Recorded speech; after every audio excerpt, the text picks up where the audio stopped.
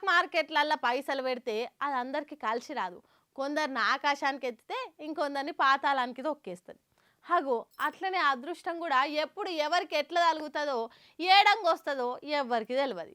అట్లా గీళ్ళకి తలిగేసరికి గుడిసెల నుంచి పెద్ద బంగ్లాకు పోయే తట్టు పట్టింది వాళ్ళకి అదృష్టము.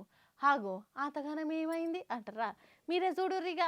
కళ్ళున్నోడు ముందు మాత్రమే చూస్తాడు, కానీ దిమాకున్నోడు దునియా మొత్తం చూస్తాడు అనేటందుకు ఓ తండ్రి చేసిన పని పర్ఫెక్ట్ ఎగ్జాంపుల్. ఇక ముచ్చట్లకు పోతే సరిగ్గా 34 ఏళ్ల కిందట అంటే 1990లా ఒక ఆయన జేఎస్డబ్ల్యూ స్టీల్ కంపెనీ షేర్లను ₹1,00,000 పెట్టి కొన్నాడట.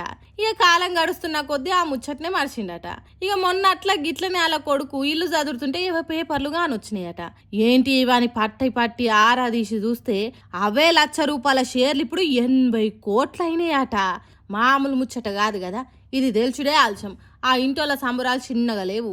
ఇదే వార్త ఇప్పుడు సోషల్ మీడియాలో వైరల్ అవుతుండేసరికి చూసిర్రా, తెలిసి తెలవకుండా స్టాక్ మార్కెట్ షేర్ల గురించి తప్పుగా మాట్లాడతారు జనాలు. అందులో పెట్టిన పెట్టుబడి లైఫ్ ఎట్లా టర్న్ చేసిందో చూసిర్రా అని కొందరంటే, ఇది అందరికీ తలగదబ్బా, కోటికి ఒగలకో ఇసొంటి అదృష్టాలు వస్తాయి అని కొందరు డీలా పడుతురు.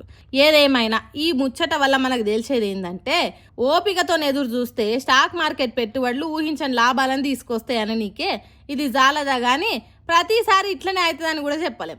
కొన్నిసార్లు నష్టపోక తప్పది. ఏదైనా మన రాత మీదనే ఆధారపడి ఉంటుంది. ఏమంటారు? అయినా అదృష్టం రావాలంటే కూడా అదృష్టం ఉండాలి కదా.